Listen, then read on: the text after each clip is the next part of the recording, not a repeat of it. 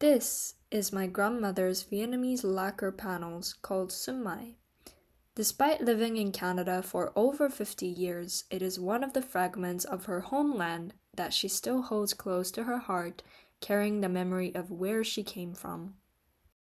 As a granddaughter of grandparents who experienced immigration, I had always been curious about the way my grandparents settled down to the foreign country they now call home. Thus began my journey.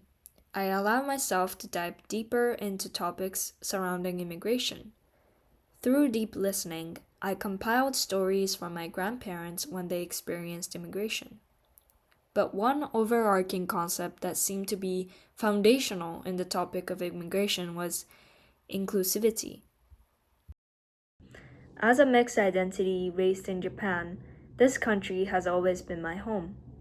However, while it has embraced me in many different ways, I have also witnessed how challenging navigating life in Japan can be for those who do not fit the Japan's social and cultural norms.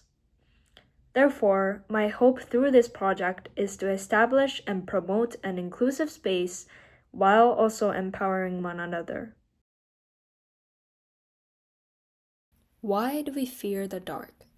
Perhaps because we imagine ghosts lurking within it, but beneath that lies something deeper, a fear of the unknown. In a similar way, one of the reasons why people fear the outsiders is because of the unfamiliar customs and ways of life that are different from the mainstream social rules and cultural norms. Particularly in Japan, many societal expectations and norms are deeply implicit and often run on an invisible script.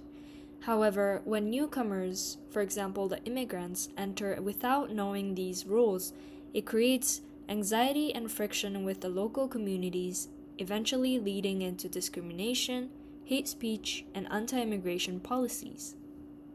Unfortunately, this friction has become too big to ignore in the current Japanese society. For instance, the tension between the locals and the Kurdish community in Saitama Prefecture have grown in recent years due to a combination of factors including cultural misunderstandings, differing expectations around public behaviors, online misinformation, and politicization of immigration issues. And this friction is precisely what I aim to address through my project, to foster a meaningful relationship between the locals and the newcomers by encouraging dialogue, cultural exchange, and mutual cooperation. Here's how. My primary aim through this project is to bridge the gap between the locals and the newcomers through a workshop model, which facilitates dialogue and collaborative activities. Rather than attempting to address immigration at a national level, I want to start with one community or one region, such as the Kurdish community and the locals in Saitama, and create an adaptable model for other communities. And this project can take as much time as the community needs, as it is primarily community-led. However, I intend to assist with this project for a year. There are 5 stages in my project, which are division and tolerance, contact and communication, mutual understanding, cooperation and collaboration, and finally, inclusive harmony. The first stage is the status quo, in which the two communities refuse to address the friction and live separately with no interaction. The second stage encourages to break the status quo by sparking communication and contact between the two communities. This will involve workshops to start recognizing the fundamental issue that affects the two communities and set expectations and agreements around it.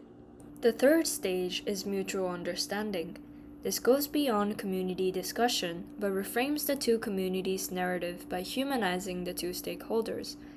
This would involve cultural education, such as storytelling opportunities for the newcomers to share their background, and setting up platforms where anyone can apply to lead a workshop related to their cultural traditions.